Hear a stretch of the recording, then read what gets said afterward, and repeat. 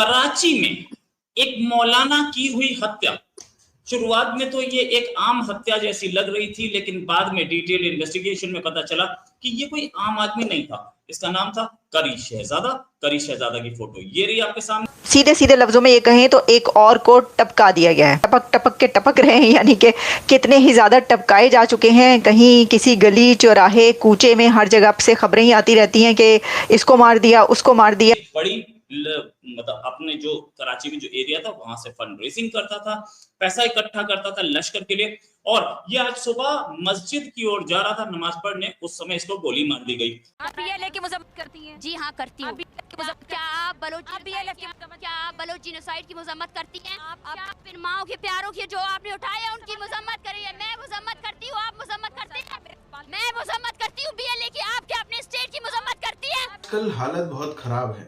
जो पहले पड़े पड़े बिरयानी और चापे और एक से एक दुनिया भर की आइटम तोड़ा करते थे, पैसा भी आ रहा है बेइंतहा, लोग भी हैं तैयारी के लिए और नई रिक्रूटमेंट्स हो रही है, बस उनको यहाँ से सामान सप्लाई करना है, एक मंत्र फूंक देना जिहाद का और बस फिर बॉम्ब ब्लास्ट होंगे, सब कुछ होंगे। अब ये लोग जो है ना, ये अपने साय से भी घबरा रहे हैं।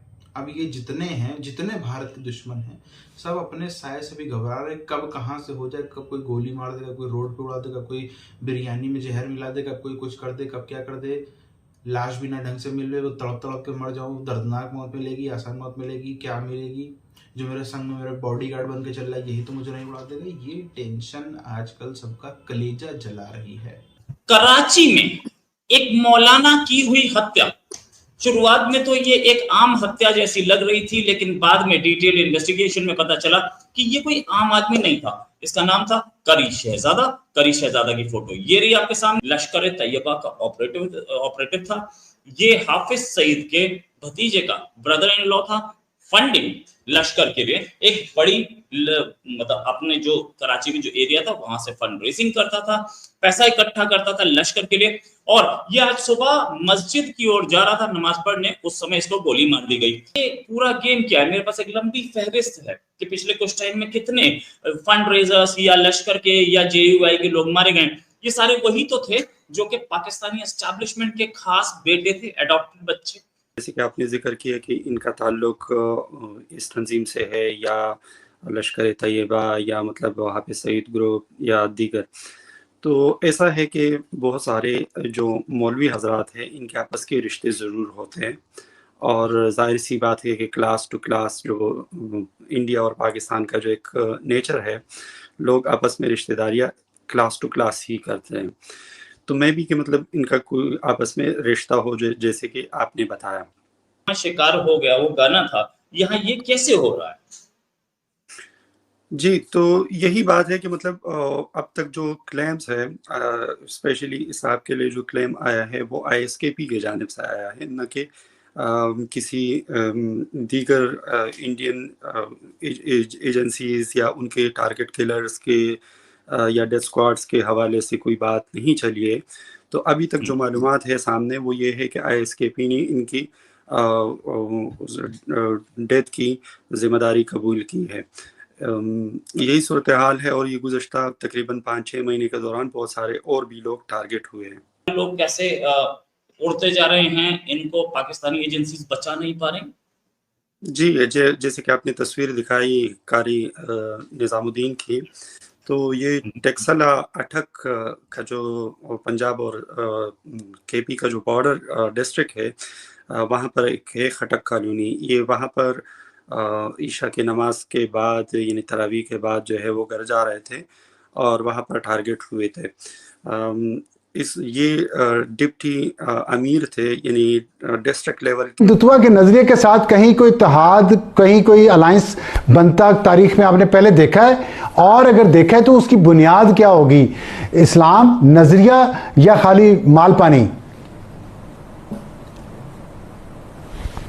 अफसर साहब, आपने बहुत ही अहम सवाल किया और बदकिस्मती से जो पाकिस्तानी एनालिस्ट है या जो नैरेटिव बिल्डर है वो इसमें नाकाम नजर आते हैं हमें, क्योंकि तारीख में झगड़ा था वो काबुल और दिल्ली के बीच में था।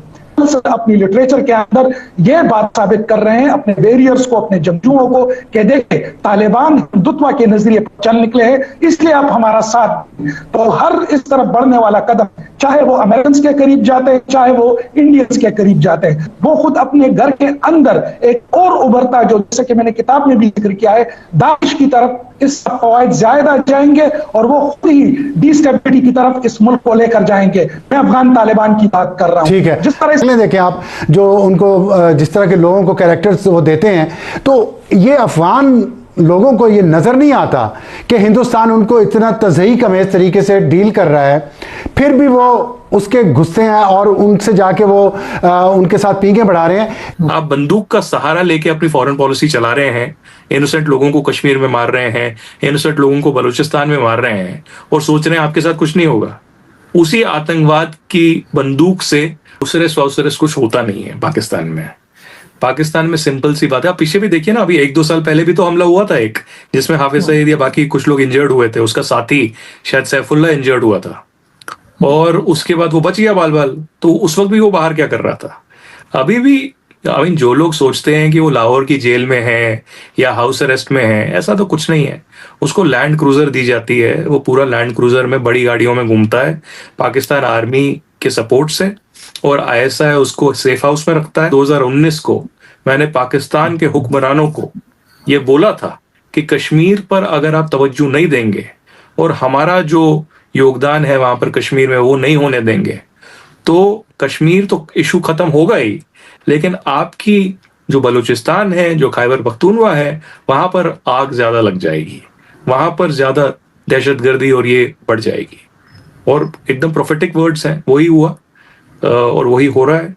अब ग्लोबल इंटरनेशनल प्रेशर के तहत करें ये तो मैं देखें, मैं कभी भी किसी मर्डर का हक में नहीं हो सकता और स्टेट को तो बिल्कुल भी नई चीजें करनी चाहिए क्योंकि स्टेट के खाते में पड़ जाती हैं।